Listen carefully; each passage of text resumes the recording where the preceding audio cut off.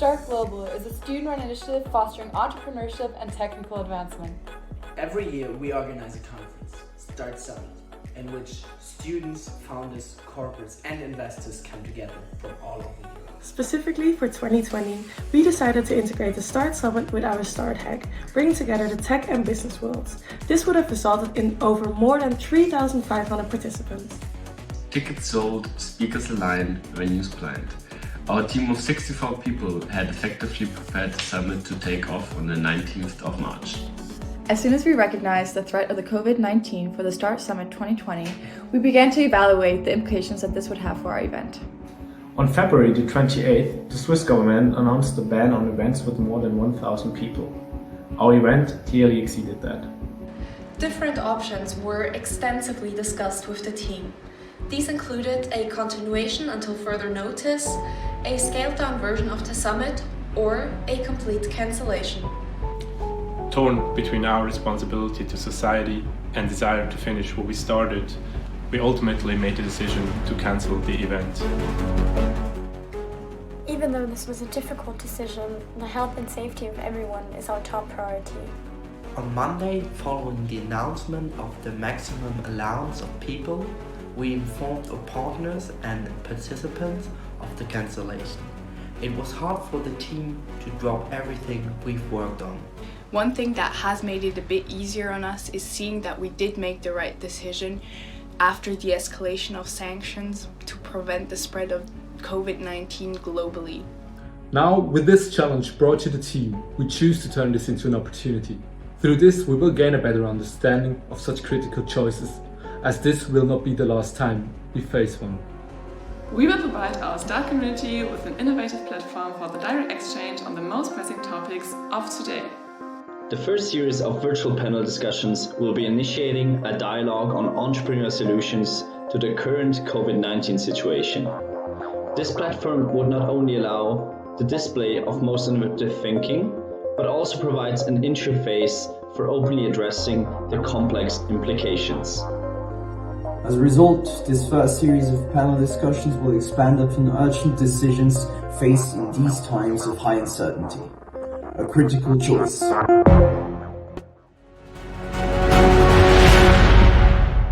Challenge today, change tomorrow. That's a great video. Welcome everyone to this first episode of the Critical Choice virtual panel series. My name is Klaus. I'm the editor-in-chief of Forbes, the German-speaking edition of Forbes. My cell phone's ringing, so I'm sorry for looking down. Kudos to the Start Summit for pulling this off. I would have attended it and been a moderator there, and I was heartbroken when they had to cancel. It was definitely the right choice because this pandemic has turned our realities and our economies upside down, but it's all in the name of saving lives. So I'm sure this was the right call, and I'm happy to see that with acting entrepreneurially and finding entrepreneurial solutions, you can make basically everything work. And that's what we're trying to talk about today, how this crisis has maybe brought challenges, but also opportunities to three of the most interesting startup executives and founders from Berlin and Europe. First, before I start introducing our guests, you have the chance to send in questions. Please do so if you can. We will have about 15 to 20 minutes at the end to answer your questions. This is a unique opportunity and I urge you to take it. Our guests are, as I said, startup founders, executives, entrepreneurs, and leaders in their communities and companies. We have Jens Wohltorf, who's the founder of Blacklane. Blacklane is a Berlin-based chauffeur service that's concentrating and focusing on airport transfers, basically. I think they're active in 400 cities, 300 cities, 400 employees, sorry. I hope that's still actual and correct. We have Marc-alexander-Christ, who founded SumUp, which most of you probably know for their handy, white, tiny devices that help shops receive cashless payments. And both of them, I'm sure, have had their fair share of challenges, there it is, due to the impact this had on the physical world, on travel, on retail. Looking forward to hearing from them. also how they've handled their companies in terms of their employees. As I said, Blacklane has 400 employees. SumUp has about 2,000 spread across the world. And last but not least, we have Nicole, who's the CEO of Merantix Labs. Merantix specializes in building ventures, companies, and creating solutions in the field of technology, machine learning, artificial intelligence. The impact of this crisis maybe isn't as clear-cut for Merantix as it is for Blacklane and SumUp, but all the more excited to hear what she has to say, how they've handled this. And maybe we go around, starting with you, Jens, and you tell us how you've experienced these last few weeks, how you've handled this personally, but also mostly to up in your company. How have you been, let's say?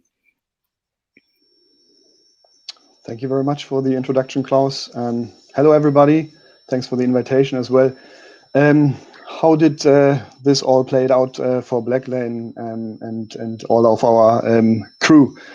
So basically, I don't know how much you know about Blacklane, but we are ultimately a travel tech service company, if you will. So we are a travel player, and if we would now sit in a physical space together in a real conference instead of remote, if I would ask the audience who has had the chance to travel in the last couple of weeks, probably nobody would raise their hands. And this is also the reality that we as Blacklane, as a travel service, are facing.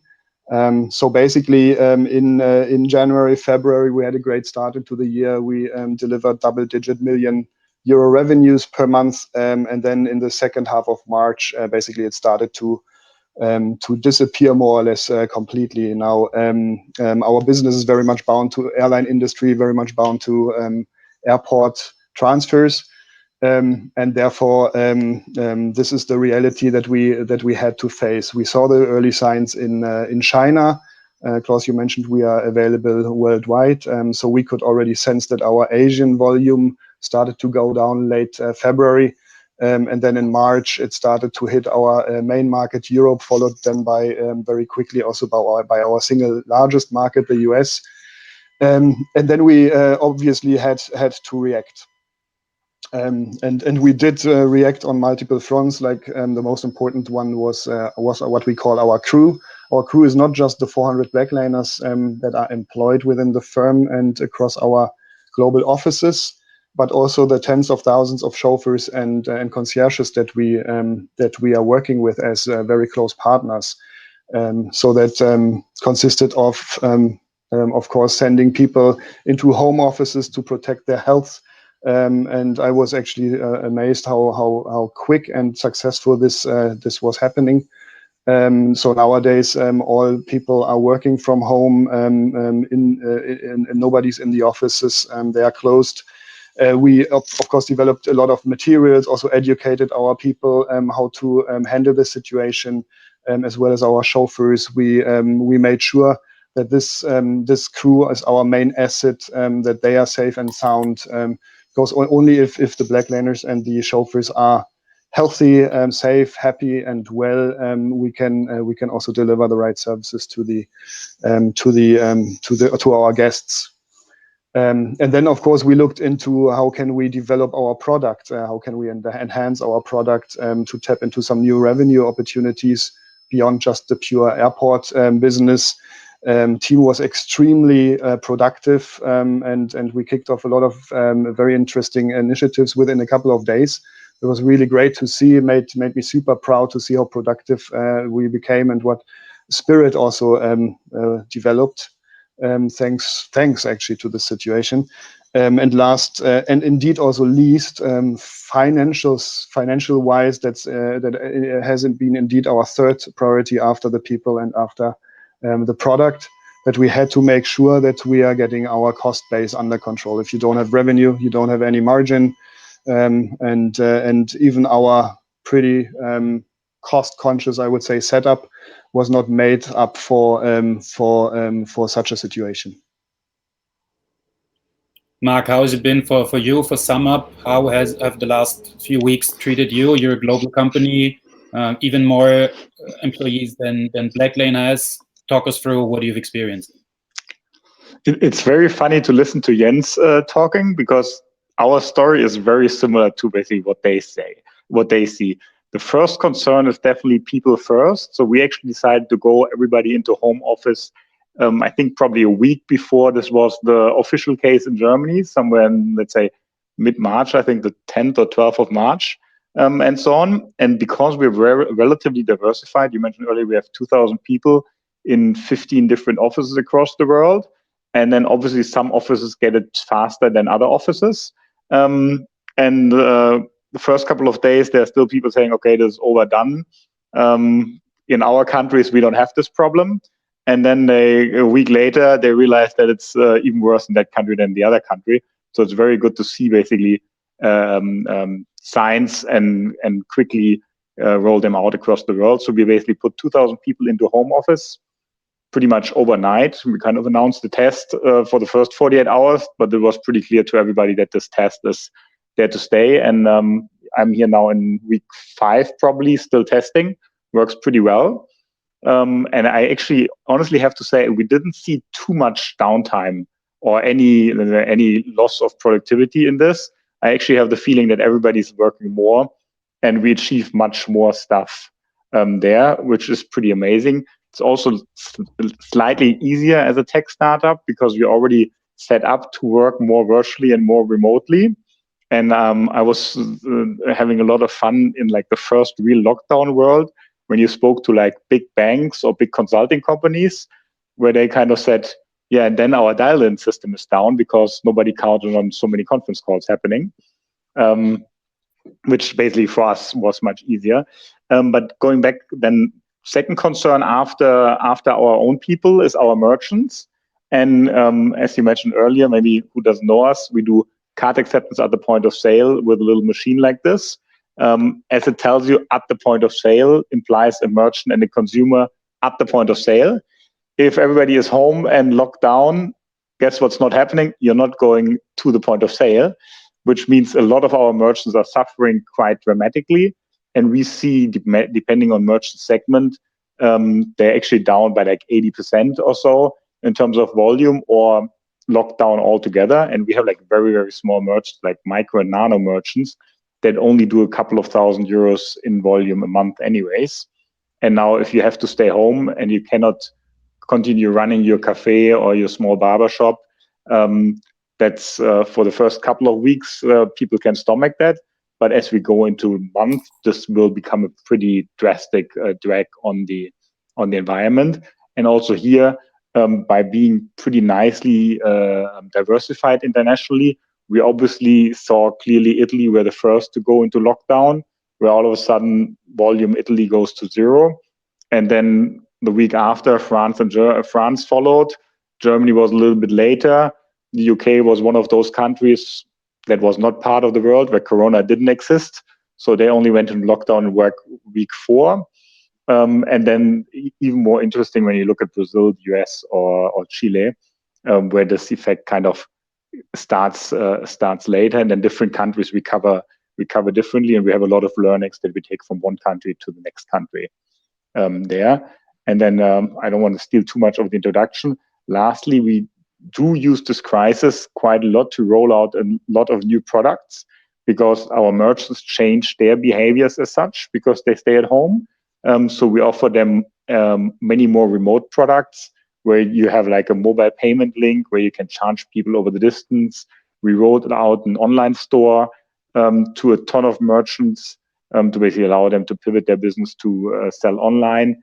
We invested much more into invoicing, rolled this out much more, offered a ton of products also for free to merchants where there's no payment for any fees in April for a number of software products and a number of payment products.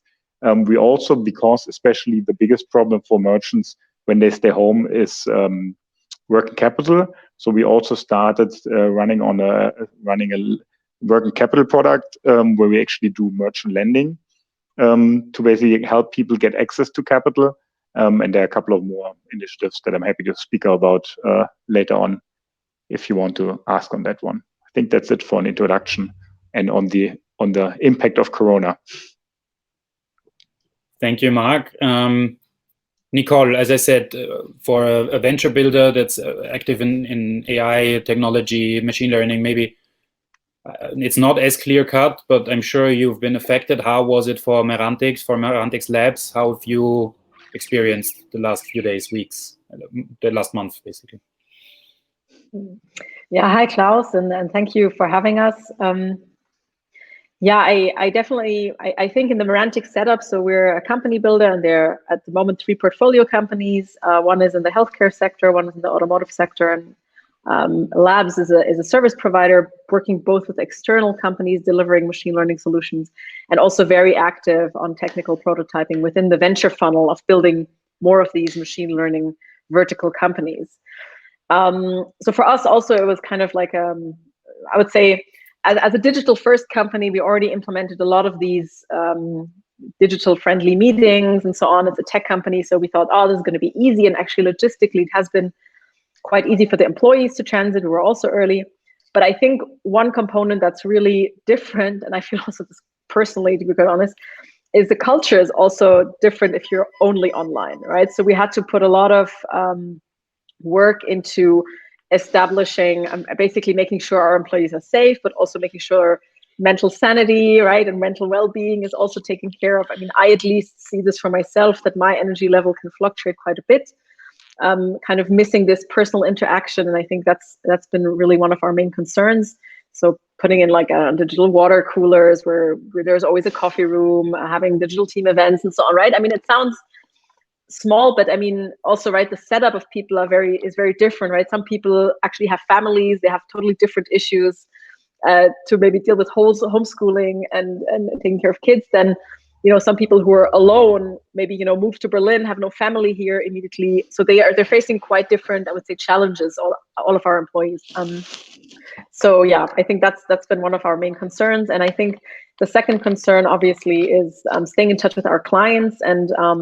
And for us at Labs, right, we see, and I had to laugh when Mark said this about the dial-ins, we're delivering software solutions. So we have access, you know, to our customer systems via VPN clients and so on. And when you kind of hear, okay, everybody has to wake up at 7:30 to be among the first 500 in the VPN queue, otherwise, you know, forget it, you cannot deploy anything today.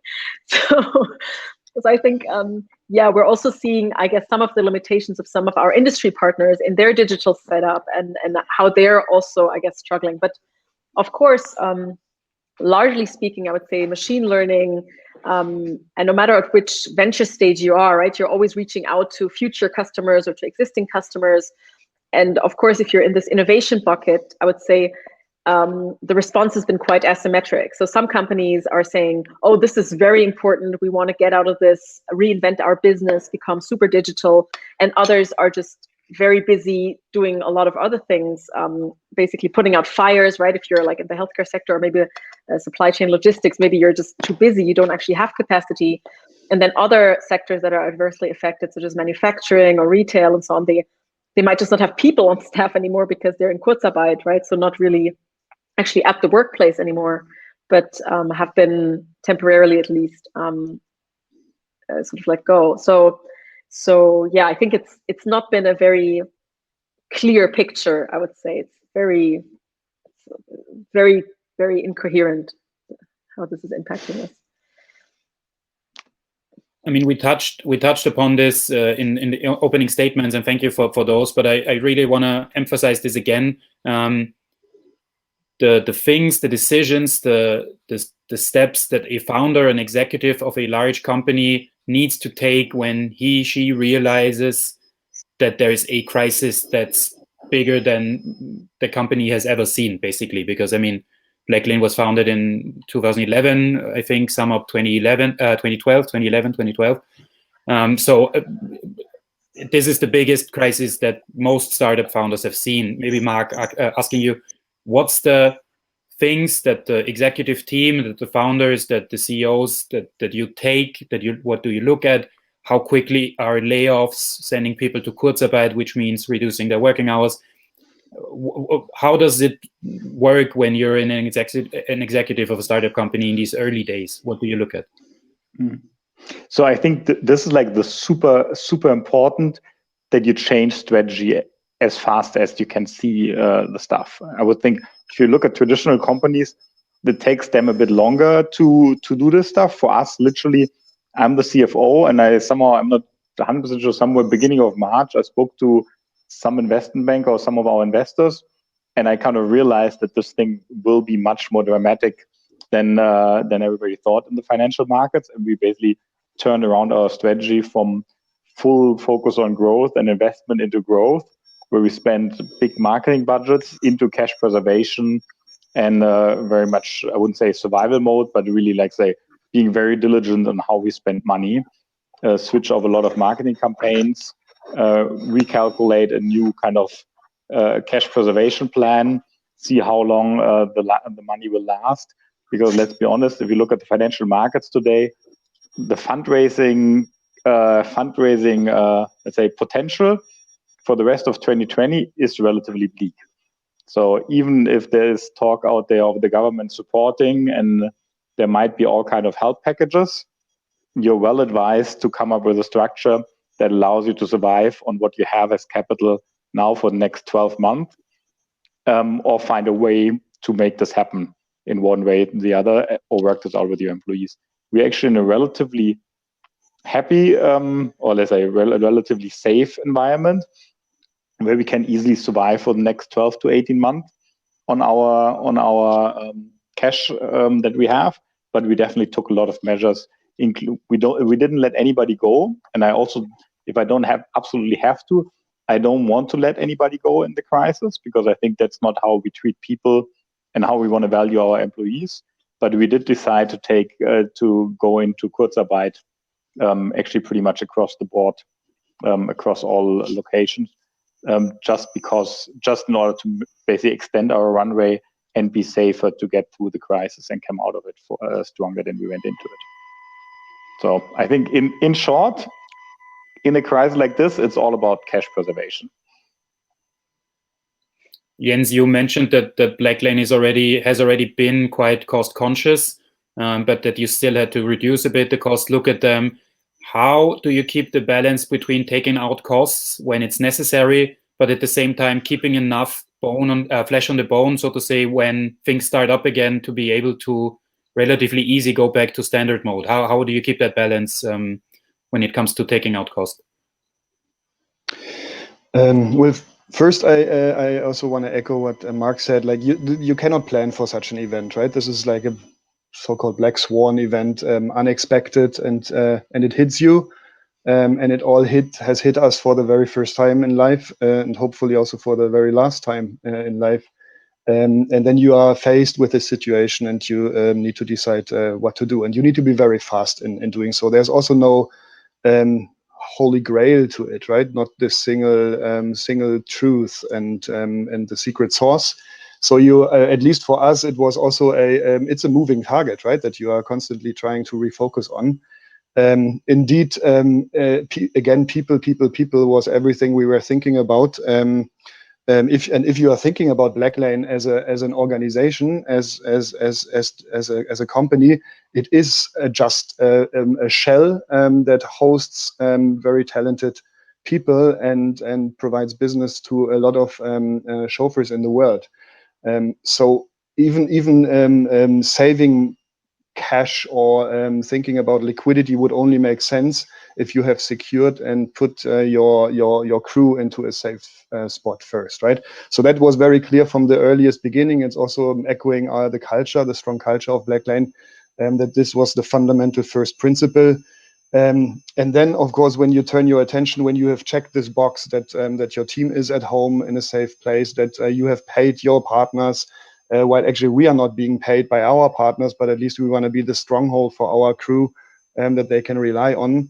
If you have checked this box, then you can turn your attention to the financial piece, because then there is also something that you have secured that is worth it to fight for also financially. Yeah. And this is what we have done then, obviously starting with looking at variable cost and fixed cost, what you typically would do. Now, as your business is going down and travel basically disappears completely from the world, then optimizing your new unit economics and your variable cost positions is also becoming a kind of teethless tiger, right, over time. So, of course, being a marketplace, asset-light marketplace model, it is all about the salaries at the end of the day. The fixed cost is being driven 80% by the staff, and that was probably the most amazing thing that happened. Marc mentioned this short-time work just now also for SumUp. That was also true for Blacklane. The only way, or there were actually two ways that you can manage this position. And one would be that you would need to consider closing down offices or laying off groups of people or so. Now, this was not the first crisis of Blacklane in its almost 10 years. And one thing was always clear, that Blacklane is never going somebody down and never letting somebody down. And that was always the case. And also throughout this crisis, we made very clear that this is our fundamental goal, to go through this all together, one for all for one, and without compromising any single person of us. So then, if you don't want to cut down teams, then the only thing is the only way would be to reduce salaries altogether, and pretty much across the board. Not pretty much across the board, exactly across the board. We treated everybody the same. We also asked 400 Blacklaners for their consent, because also you need to ask for consents for doing this. And it was just amazing to see how the team reacted to the situation, to also our transparent communication, that we are indeed in a very bad situation and we need to go through this together. We got 400 consents in place. We were able to reduce those working hours and, of course, then the salary accordingly. And that was our first mechanism to preserve also our runway, financial runway, for the next couple of months. And we also have the target to be safe for the next 12 to 18 months. That should be the target, because nobody knows how fast this will end, and especially travel will probably swing back the latest. Nicole, there are people that the employees look up to in companies. This is also true for nations, communities, whatever. What do you feel that leaders that have to step up should be able to represent at the moment? How do you think they should act? Talking to the founders that are watching right now, what advice would you give to them? What they should represent towards the employees, towards the people that look up to them and try to follow them? Well, I mean, I think we've seen, listening to Jens and to Marc, I think we've seen, that they're really trying to live up to their values. And I guess, leadership is kind of exposed under uncertainty. And I think if you can, try to be true to your values and try to really live them. And it's not always easy in times of crisis, but it's, I think for us, the experience has also been, it's what keeps you together. It's what keeps you close to your team in the end. It's what also people see, also what clients see outside. So I think really kind of connecting to your core, right? And really living that. I mean, sounds a little abstract, but everybody is in difficult situations, and then it can be easy, as you say, to say, okay, now let's just cross out people like numbers, but that would be probably disastrous. So not an option, right? So to be creative, for me, it has been really, I would say, helpful to be also very transparent and close with the team, right? So as you're saying, Jens, treating everybody the same, creating transparency, not pretending, right? Making things better than they are, making things worse than they are, just being open and transparent with employees and with investors, and trying to keep calm. And yeah, and I think for us, I mean, specifically also in the tech industry, I think what's important, is like also to keep jobs, right? Keep jobs and employment that is generated. And then also, I mean, we're all also an innovative sector. So hopefully make sure that this does not create an innovation gap, right? That we're also going to pay for at a later stage, I think, right? And yeah. How have the discussions with your partners, Nicole, again? Your partner's been, I mean, you obviously talk to corporates as well that are maybe even more hit by this. How have you seen, or which feedback have you gotten from them? Is there a lot of insecurity? Are people, let's say, making the best out of it? What's your position on that? Yeah, I mean, I think it's really different, right? It's really, as I said, not so coherent. I think you see for example, also SMEs, right? So often owner-operated companies, they're obviously also very committed to, to basically keep their business running, right? If you look at some of our big like champions in industry, you would say this is also a situation that's completely novel to them, that they've never faced in an economic crisis that's the most severe since the Second World War, at least. I don't know, maybe even looking back further.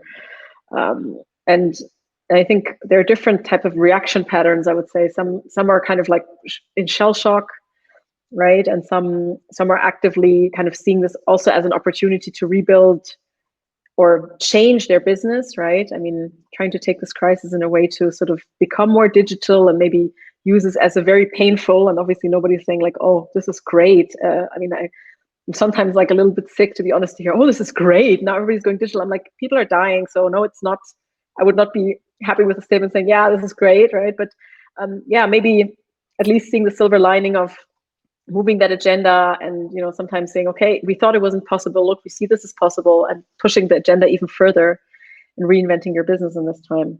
So I think that's something that I'm seeing. But some people are really they're not going to survive this, and I think it's also I mean, as you said, Mark, you need cash and agility, and cash, maybe some more established companies have an advantage. Maybe agility startups have more of an advantage. But at the end of this, both startups and some established companies will not make it, and that's just, a very bleak reality for many of those leaders and founders and out there. So maybe asking all three of you, and I would like to ask you for short answers. What happened within this crisis in your company or in society that you wouldn't have thought was possible before it happened? Please make it a positive thing so we don't depress our viewers. But what did happen? What was enabled, or what did you make possible that you would never have thought possible 2-3 months ago? Jens. Well, I'm just amazed by how the team has reacted, and we are all now in this social distancing situation. We've all returned home to our home offices. We are not running into each other on office floors anymore. But the interesting and very positive thing is that I think I never felt more connected to every single soul of our organization.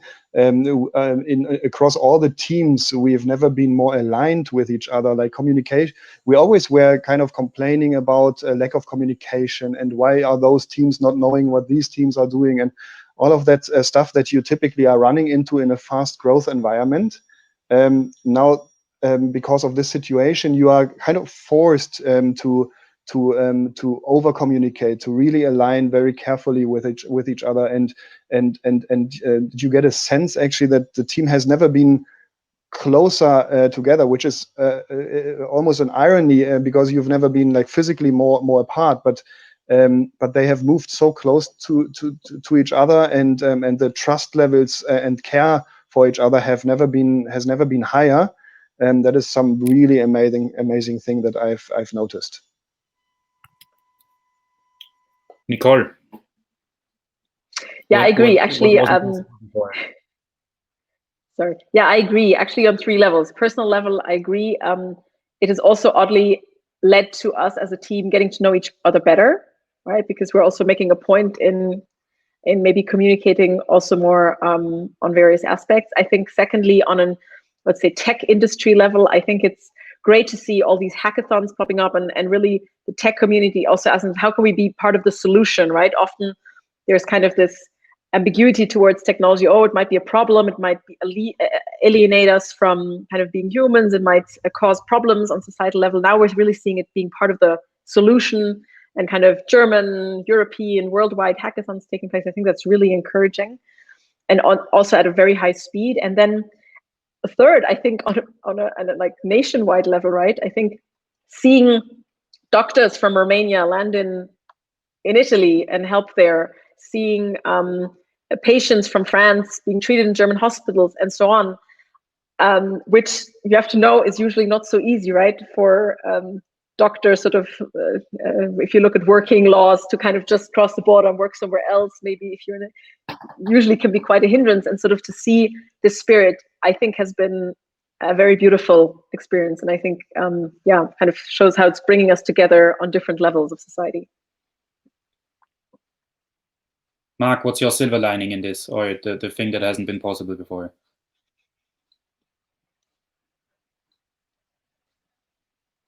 I hope I'm not the only one that cannot hear you at the moment. Sorry, I'm muting in between to make this easier for everybody. So I think the two of you already mentioned pretty nicely what's happening. I think the real keyword is resilience. How fast humankind just adapts to a new reality, whether that's working from home, over communicating with your colleagues, having Friday after work beers on Zoom, but also on the other side, what we see with our merchants, where they basically change their behavior and change their business model.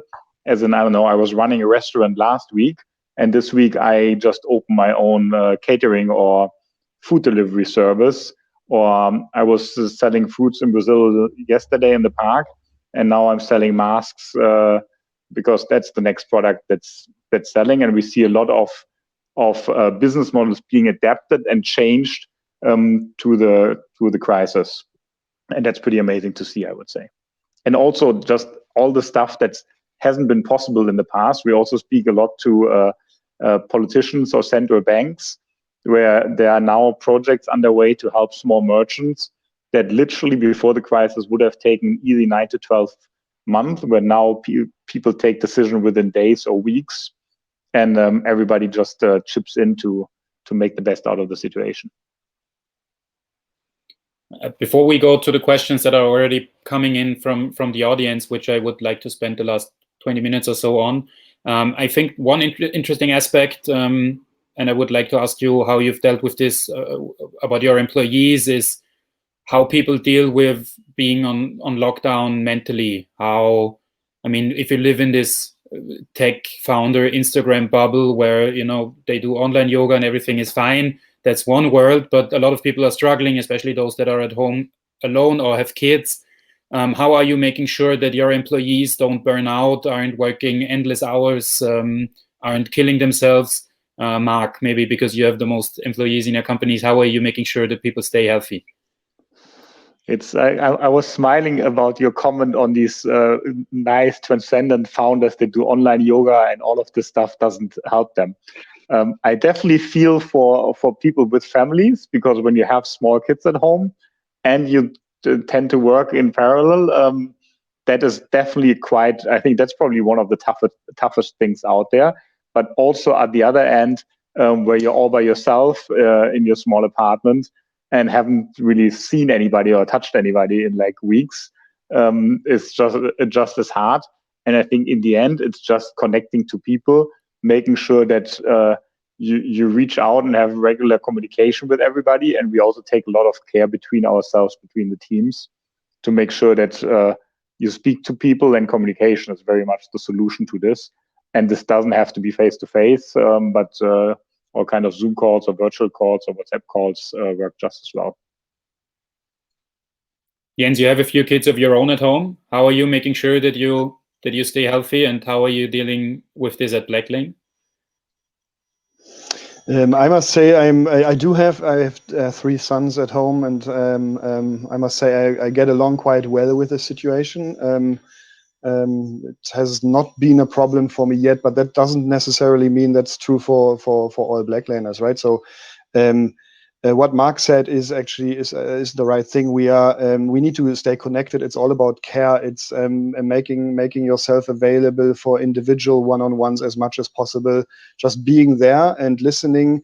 Also, not always in the context of business discussions. Also, yeah. Also, like random chats and Friday events in a now virtual world instead of a physical one. Just listening to the people. Our people and culture and office teams are developing great materials also to educate the people what they should look out for, and creating some routine in their days and so on. This is all, of course, like just nice words on paper, but at least it helps to to put some rules in place that can help the individuals. At the end of the day, it's being available. It's important for the leaders to be available. It's important to have like kind of consultation hours, open doors that everybody can connect to you when they feel it's necessary. And if you feel being taken care of, I think as a human being, that's what we would call in German half the rent already, right? Like you feel belonging to this organization, and that's just a very important feeling. Nicole, you mentioned before that you're sitting in a village in Switzerland, completely isolated from everything. How have you dealt with this? And which experiences have you had at Atlantic dealing with isolation? People, are there struggles? What's the situation? You make me sound like one of those libertarian people who has built a house in New Zealand, no? Like completely paranoid. Yeah, I'm enjoying the nature. I would never dare to say such a thing.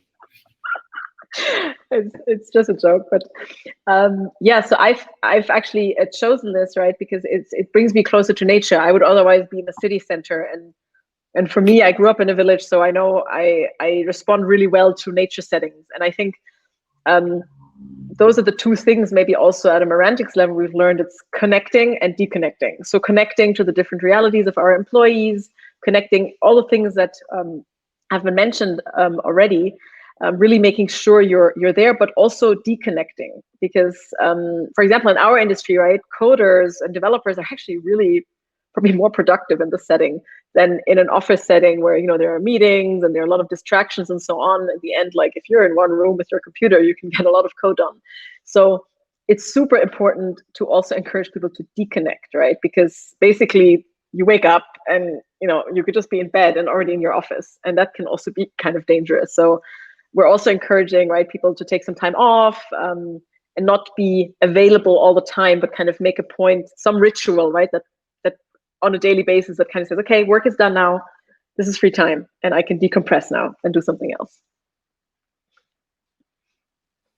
Maybe going a bit to a meta level, I think we have to make sure that, I think it's a bit cynical to call the crisis per se an opportunity, but there are also always opportunities in a grim environment. Sort of making the best out of a bad situation. If you talk, I think we're talking to a lot of ongoing entrepreneurs, people that are interested in starting their own company. What would you advise them to do now? Would you advise them to keep this on hold and wait? Would you advise them to use the crisis to start a company? And as a lot of the companies that we know now came out of the financial crisis, as founders yourselves, what would you tell these people that have these questions? Jens, you can start. Okay. Well, I'm not sure if we do see those examples like Airbnb, Uber being founded in the crisis. I'm not sure how, when those Facebooks, Googles, and so on were founded. I don't think that crises are per se an opportunity, good or bad, for founding an organization, for living up to your ideas. I think this is always a good moment to start something. If you feel the appetite, if you have the hunger, if you think you have a great idea, that just go for it, no matter what the circumstances are. Certainly this crisis will shape the world in a different way, and there will be a new norm coming up. So if a business idea might have worked in the past, then there is no guarantee that it's going to work also post this crisis. That would be maybe my only 2 cents to keep in mind. But if somebody's interested to found something, please go for it. I wished somebody would have told me earlier to start sooner with Blacklane. So nothing to lose there. It's a great time right now, as great as any other time. I was gonna ask this question anyway, so apologies to Nico, who basically sent in the same question. I did not steal. This is Nico's question. Nicole, what do you think? Should people wait? Should they start right away? Should they? What's your advice on people who are thinking about starting their own business? Yeah, I mean, I think if you can, right, and you should, and also now I don't want to like advertising disclaimer, right? So if you want to do this in the area of machine learning, you know, talk to us at Morantic. So we have a setup where you can get a salary and you can get investment. So maybe also not also factors you have to keep in mind, right? I mean, there are a lot of people that also need a salary, right? And like something to live on. So it's obviously nice to say, yeah, go found the company. But if you have no money, it can also be quite hard. And I've also observed, Mark, what you're saying, that some of the venture capital players, right, are also looking at their existing portfolio and kind of to also have some cash for those. So it could be also challenging to go and do some fundraising. And I think, yeah, I mean, as you were also saying a bit earlier, right? I mean, it always feels like we're preparing. I started working in the financial crisis. And I think we always have to decide, like, what are we preparing for, right? Like, I feel we're always preparing for the last crisis. So there was a lot done in the financial sector, which is probably not so helpful now in the COVID crisis. And there is no guarantee that that sort of what we think now is really going to hold, for very long. That being said, I think, still like in sectors like healthcare or something, like sectors like that, they will, like, without being a profit, I think they're probably going to be on top of people's mind more. So there probably are some sectors that will see a lot of investment in the coming years to come, just because people are traumatized by this experience, right? Picking up on that point, Marc, I mean, you've closed a huge funding round in I think June or July of last year. So I guess you're all set, but you know the industry, you know the players. Do you feel that it's a bad time for fundraising? Are we going to see a lot of flat or down rounds in the next few months? First of all, it's always a good time to start a company. So, and by the way, it's never easy. It's not like now we have Corona, it's difficult to found a company. A year ago, the sun was shining, everything was easy. Let's be honest, it's hard to start a company, and you have a lot of people to just tell you that what you're doing is not going to work out, and you'll fall flat on your face often anyways. So it takes you quite some determination, but I would encourage anybody to always go out and start a company. And now is definitely also a good time, especially because the opportunity cost is relatively low. Because whatever other job you would do at the moment, it's not like there's a ton of stuff happening and a lot of developments there. So now is definitely a good time to start. And as Jens said, also to all the students out there, it's definitely easier to do this when you're younger and you have more energy to do all of the stuff. So I encourage everybody to do this now. And in terms of funding, yes, I think the funding environments at the moment are relatively bleak. But I think that's also changing relatively rapidly. Honestly, when you speak to the financial markets on a regular basis, this is on a week-by-week basis, where it was terrible 4 weeks ago, 3 weeks ago, then there was a little bit of light. The different indices returned a bit. So it's not impossible, but it's not easy. But I think if you start now, by the time you really survive, maybe the markets are open, you really go out and raise, the markets are open again. So I wouldn't see this as a deterrent. And as you were talking about our large funding round, I think the more you can do without a large funding round, the better you are as a company and the more successful you will be in the long term. So I think frugality is definitely also a good thing when there's less cash around. All right. I would like to urge the viewers once again to send in questions. We have gotten a few already that we'll try to tackle, but there's always room for good questions, as apparently there's always room for good companies to be founded. We have a question from Christian addressed to Dr. Jens. He wrote, when are you estimating the travel industry will bounce back and show positive signs? Good luck. Dr. Jens is answering. So, well, indeed, no crystal ball available here, right? Like, what we can be very sure about is that there will be some stages, some different steps of in the travel industry that are wakening up after each other. What we are expecting is that first, and you can already see some glimpse of it in some Asian markets, that cities in themselves are wakening up again and becoming mobile again. That's very interesting actually for all the mobility companies out there and inner city mobility options. they will come back as soon as some of the shutdown initiatives are softened up. That does not mean yet that people are starting to travel. And that's also like for Blacklane interesting to see and prepare for, so that also our offering becomes less dependent on the travel industry alone, but also more relevant when it comes to local communities. The second step we expect will be careful first travel activities, but closer to your home, often domestic.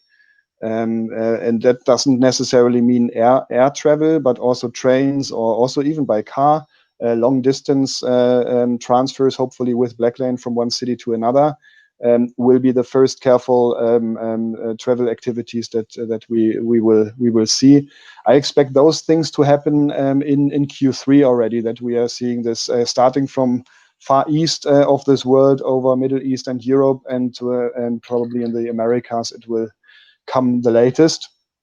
In Q4 then we are hoping for actually also international travel, some overseas travel to swing back. Now we internally need to be pessimistic enough to plan for nothing like this happening before the end of the year. But in reality, I do believe that towards Q4 2020 we see some international traveling swinging back. We have another question that's for Marc. Xavier, I'm not 100% sure, asks if you think that this crisis will have long-lasting effects in consumer behavior.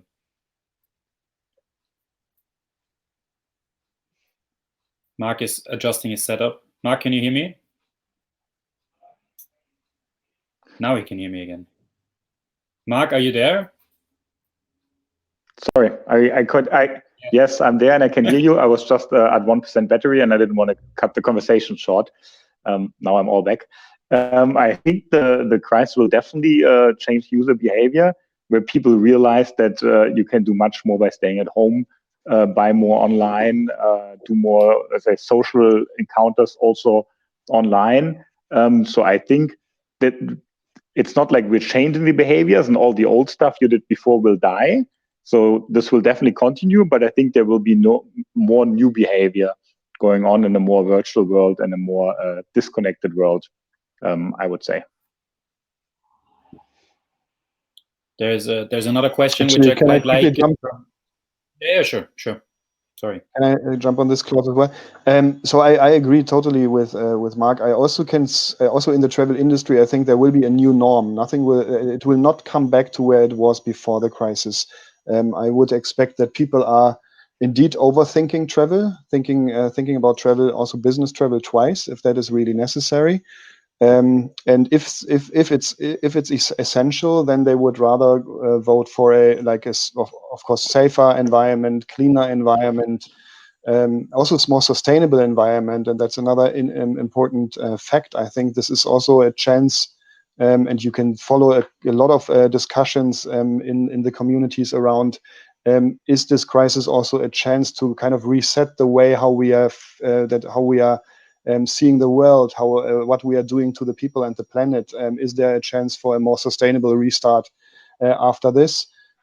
So when we are thinking about how we are enhancing our product, or if our audience here is thinking about starting their own businesses, I think also under the umbrella of sustainability, there will be a huge push going into the future. Nicole Jan asked, do you profit from this crisis? And if so, in what way? Have you profited? Have we profited? No, I don't think so. I'm not sure. I'm not sure anybody would speak at this stage of like profiting from the crisis. I think definitely there is an opportunity, or there is a likelihood that some of the players will come out of this, right? We're in a large part of digitization, of automation, and as people, for example, let's take the medical sector as an example, right? We're seeing, for example, now testing is a huge bottleneck, and one of the biggest bottlenecks in this is actually people, because there are not enough people available to test. So of course, if we can find ways to assist with machine learning and AI, the testing, and make it more scalable. I think that's, for example, a great opportunity where, of course, we can build technology, which we love doing, but also which is really valuable for society as a whole, right? Diagnosing diseases and so on, and actually also making it available to places where there are actually no medical professionals, because we hear often, right, think about, what's going on in the Western world, and are there enough spaces? I listened to this documentary in Chad, there are like 5 ventilators for the whole country. So good luck, right? I think that's a huge opportunity to bring in care to people who would not have access, COVID-19 or not. But I think this will be a huge boost to kind of push this. And of course, other industries are also thinking of this, right? If you're thinking of manufacturers, for example, then they also think, how can we make the setup more digital, or let's say AI assisted, so we can make work safer for our workers, and maybe also continue making, I don't know, masks and so on through a setting like this. I think these are reflections that are very normal, and that we see also going on in various sectors. So yes, there is a potential for more machine learning and automation solutions in the future. Do you also see acceptance changing in society, in politics, in business of machine learning or AI applications, specifically in healthcare? Is there a shift already? I would say our colleagues at Vara, at the healthcare startup, have already shown, right? They're basically doing assisting radiologists in breast cancer diagnosis, and they're already seeing that actually radiologists like this product and they like using it. And yes, I think if you design the solutions in a way that that's helpful to medical professionals, right, that they actually like using it, then yes, absolutely. And I think to the point Marc was making earlier, I think now we've also seen that the decision makers who, right, also make some of the frameworks for the medical system, because it's a very regulated market, are now also quicker in responding and actually creating an environment in which this is also possible and actually legal, allowed, and conducive to also making this change happen to the benefit of patient and medical professional safety, and scaling diagnostics and so on. Yeah. Getting towards the end, slowly but surely, there is a question that's more on the personal level from Bojan. And he's asking, have you adopted new routines or habits? And if so, which ones? Marc, do you have a new routine or habit that you've picked up in lockdown, in the crisis? I was actually smiling when we talked earlier about taking care of each other. I definitely had one of those weeks where literally I left my desk Friday night and I realized I haven't been outside of the apartment since Sunday night. So basically 5 days straight, bed work. And that also led to being sick. Yeah, perfect citizen. Definitely show what you should not do.